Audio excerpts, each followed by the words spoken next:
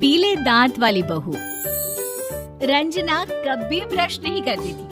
उसे कितनी बार उसके माँ बाप ने डांटा, लेकिन उसका कोई असर उस पर होता ही नहीं था, जिस कारण से उसके दांत पीले पीले हो जाते हैं। शादी के बाद अरे बहू, वैसे तो तुझ में कोई कमी नहीं है, पर तेरे दांत इतने पीले कैसे हैं बेटा?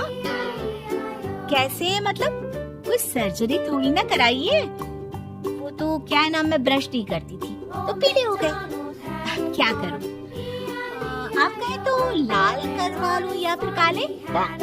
यार ये क्या है, क्यों माँ से लड़ रही हो? लड़ रही हूँ? अरे मैं लड़ रही हूँ या ये बोल रही है कि दांत पीले हैं, पीले।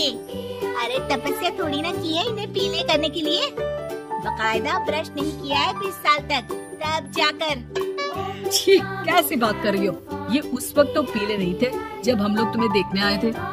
अरे तब साफ करवा लिया होगा डेंटिस्ट के पास जाकर। अब देखो कैसे पीले पीले लग रहे हैं। रंजना सास की तरफ गुस्से से देखती है। फिर शुरू हो गई पीले पीले पीले। अरे पीले तो तब भी थे जब मेरे हाथ का रसगुल्ला उड़ा उड़ा कर खा रही थी और बोल रही थी, लड़की नहीं गुणों का खजाना दे रहे भाई साहब।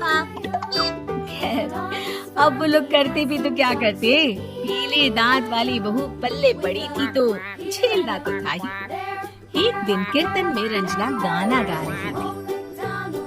अरे कमला बहन, माँ का द्वार है, यहाँ तो सब शुद्ध होकर आते हैं, फिर अपनी बहू को ब्रश भी नहीं करवाती तुम।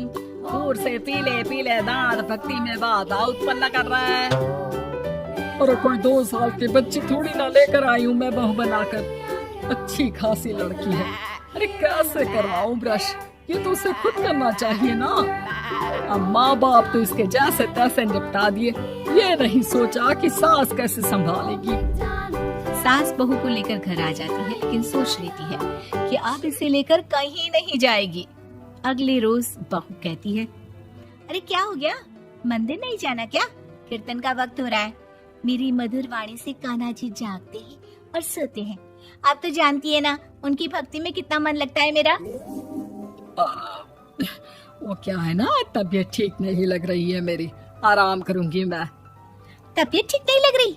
अभी तो मिथुन के गाने पर नाच रही थी आप, और अब बोल रही है कि तबीयत ठीक नहीं लग रही। अरे भक्ति में मन लगा लो सासू माँ, ऊपर जाना है, क्या मुंह दिखाओगी आप? हाँ? सास को बहू की बात पर गुस्सा आ जाता है। मैं क्या मुंह दिखाऊंगी, इसकी चिंता तो ना कर, समझी? अपने मुंह की चिंता कर, जो ये पीले पीले दांत लेकर हर जगह पहुंच जाती है। पता है लोग कितना मजाक बनाते हैं। ना जी ना, मैं नहीं जाना कहीं तेरे साथ। तो ये बात है, कोई ना, मत जाओ, मैं अपने कमरे में ही बैठकर भक्ति कर लूंगी। ऊपर वाला दांत थोड़ी ना देखता है, मन देखता है, भावना देखता है।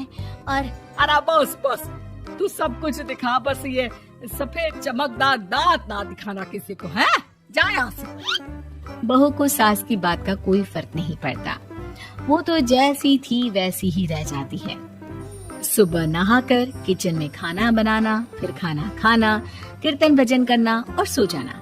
एक दिन, माँ जी मैं सहेली के घर जा रही हूँ, शाम को लेट आऊंगी। हाँ हाँ तो जाना, मैंने कौन सा तेरी आरती करनी है घर पर बैठकर। रंजना सहेली के घर जाती है, जहाँ वो पार्टी में जाने की तैयारी कर रही होती है।